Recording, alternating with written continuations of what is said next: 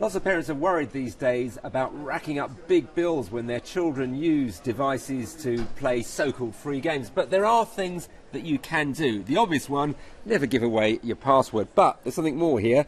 Let's have a look at the settings on this tablet and iPad. We go down here and we find something called restrictions. I'm going to put in a PIN code. I'm not going to show you that.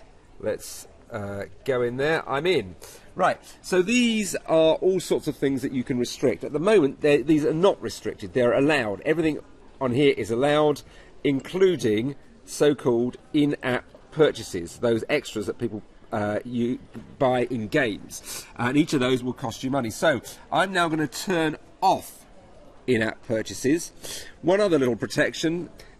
You're required to put in a password anyway every time you buy something, but once you've put in a password, you've then got 15 minutes during which you can make lots of other purchases. So I'm going to change that to immediately, which means that any time I buy a game or an extra inside that game, then the password would be required. Although I've now actually turned all of that off, so no extras.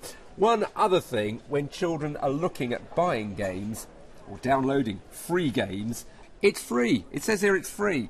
Tiny, tiny letters just above it. Can hardly read it. Offers in-app purchases. So that's a warning if you're worried that that your children may want to spend more money, may end up spending more. Just don't allow them to buy those sorts of games. The other side of the story, of course, is the games industry won't keep going unless people pay something for it. This is the new model of the games industry. Trouble is, it's costing some parents an awful lot of money.